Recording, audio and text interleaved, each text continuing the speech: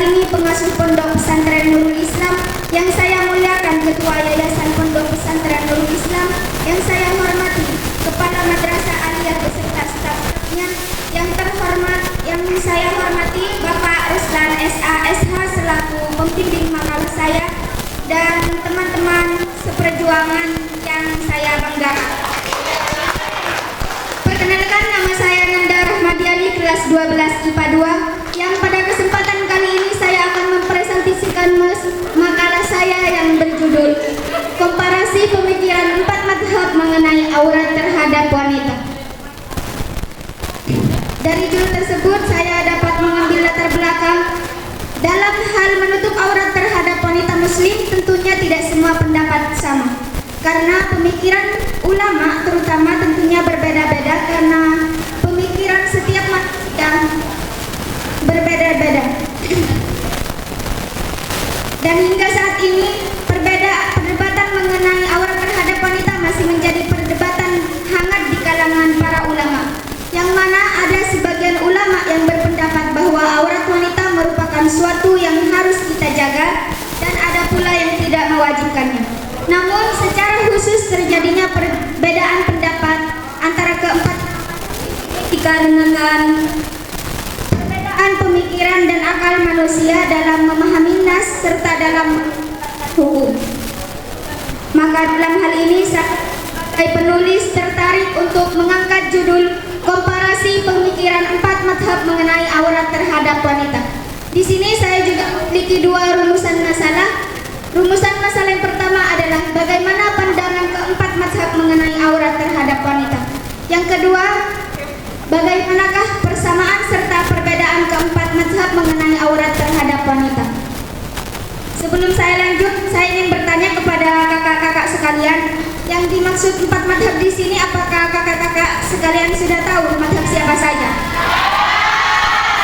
Madhab siapa saja, Kak? Hanafi, Maliki, Syafi'i, Hambali.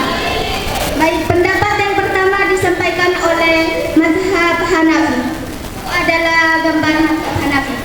Menurut pendapat yang paling rajih di kalangan madhab Hanafi, aurat wanita adalah seluruh tubuhnya, termasuk auratnya, termasuk rambutnya yang terurai, kecuali wajah, kedua telapak tangan dan kedua telapak kaki. Yang mana kedua telapak kaki di sini meliputi pergelangan hingga ujung kaki. Yang kedua ialah pendapat dari madhab Maliki. Madhab Maliki berpendapat bahwa seluruh tubuh wanita adalah aurat kecuali wajah. Namun memakai cadar hukumnya atau dianjurkan, bahkan bisa menjadi wajib apabila dikhawatirkan menimbulkan fitnah atau menimbulkan nafsu syahwat terhadap orang yang melihatnya. Ibnu Juwais Mandat ialah ulama besar di kalangan mazhab Malikiyah berkata, jika seorang wanita itu masih muda dan wajahnya cantik, maka dikhawatirkan akan menimbulkan nafsu syahwat terhadap orang yang melihatnya, maka dianjurkan baginya untuk memakai cadar. Namun apabila wanita itu sudah tua atau mohon maaf sudah jelek atau sudah keriput, maka tidak apa-apa baginya untuk tidak memakai cadar. Hal ini dikatakan Ibnu Juwais Mandat dalam Tafsir Al-Qurtubi jilid 12 halaman 229. Yang ketiga ialah pendapat madhab Syafi'i. Menurut madhab Syafi'i, aurat wanita adalah seluruh tubuhnya kecuali wajah dan kedua telapak tangannya. Kedua telapak tangan yang dimaksud madhab Syafi'i di sini ialah telapak tangan bagian luar atau belakang dan telapak tangan bagian dalam yang meliputi ujung jari hingga pergelangan tangan. Dan sebagaimana yang dikatakan oleh madhab Syafi'i dalam kitabnya sendiri, yaitu kitab juz 1 halaman 89.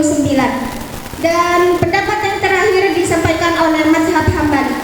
Mazhab Hambali di sini berpendapat dengan pendapat yang sangat singkat, yaitu seluruh tubuh wanita adalah aurat kecuali satu, yaitu wajahnya saja.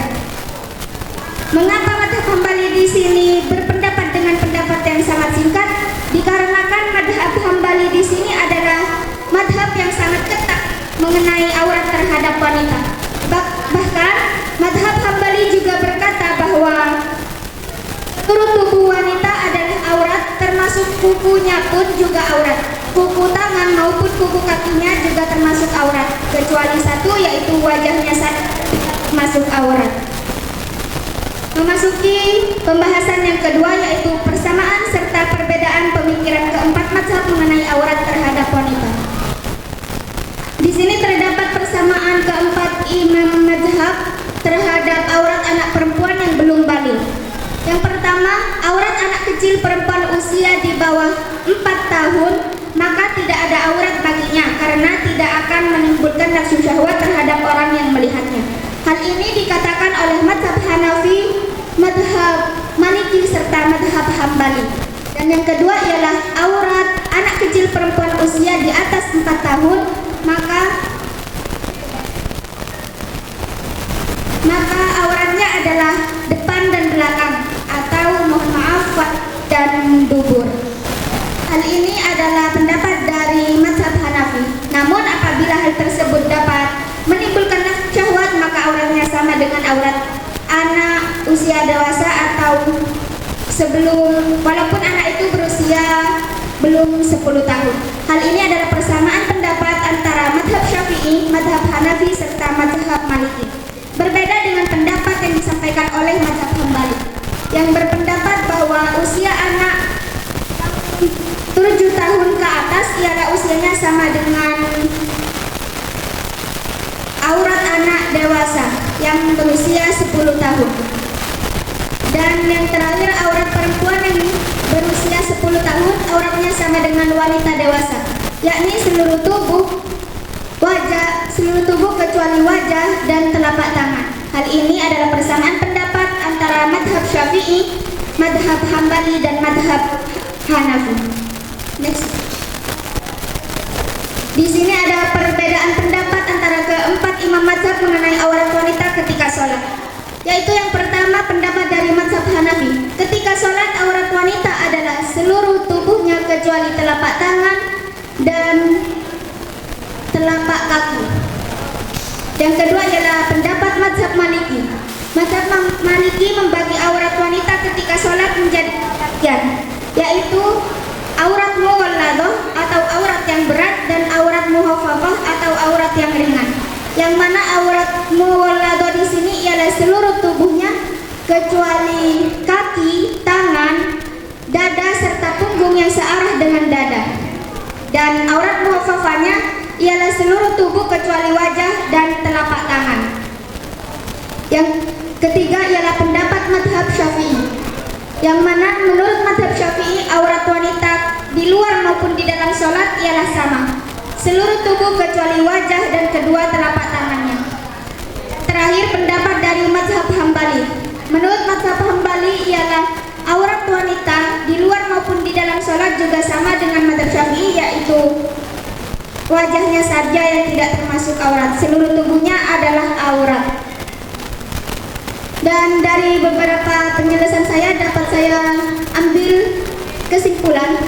Yang pertama, menurut mazhab Hanafi, aurat wanita adalah seluruh tubuhnya kecuali termasuk rambutnya yang terurai juga aurat, kecuali wajah, telapak tangan dan kedua telapak kaki yang meliputi pergelangan hingga ujung kaki. Yang kedua ialah pendapat dari mazhab Maliki yang berpendapat bahwa seluruh tubuh wanita adalah aurat kecuali wajahnya, namun dianjurkan memakai cadar. Dan yang ketiga, pendapat mazhab Syafi'i yang berpendapat bahwa aurat wanita adalah seluruh tubuhnya kecuali wajah dan kedua telapak tangan. Yang terakhir adalah pendapat dari mazhab Hambali, yaitu pendapat dari mazhab yang ketat dalam aurat terhadap wanita, yang beliau sampaikan adalah aurat wanita adalah seluruh tubuhnya kecuali satu, yaitu wajahnya saja. Hanya ini yang dapat saya sampaikan. Jika ada yang kurang dipahami dari penjelasan saya dapat langsung ditanyakan. Ya, silakan Mbak Dela.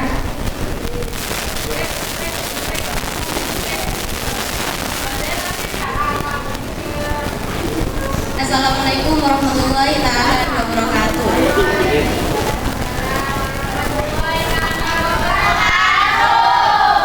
Perkenalkan, nama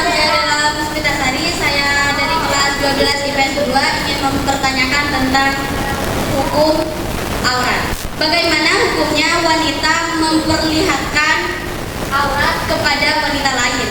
Dan bagaimana hukumnya wanita muslim memperlihatkan auratnya kepada wanita non-muslim? Terima kasih Anda.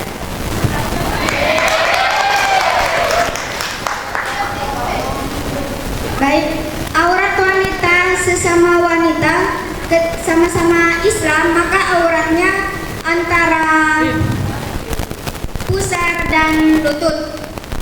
Namun aurat wanita ketika dengan orang perempuan yang non muslim, maka auratnya sama dengan di depan laki-laki yang bukan mahram, yaitu sesuai madhab.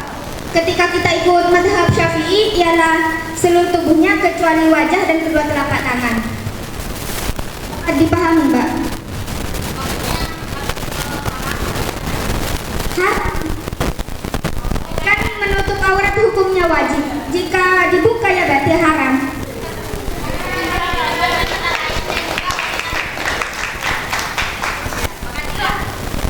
Sekian yang dapat saya sampaikan. Jika terdapat banyak kekurangan, itu murni dari diri saya sendiri karena keterbatasan ilmu yang saya miliki, dan jika terdapat kelebihan, itu murni dari Allah Subhanahu wa Ta'ala. Semoga yang saya sampaikan dapat bermanfaat untuk kakak-kakak sekalian. Kurang dan lebihnya mohon maaf. Assalamualaikum warahmatullahi taala wabarakatuh.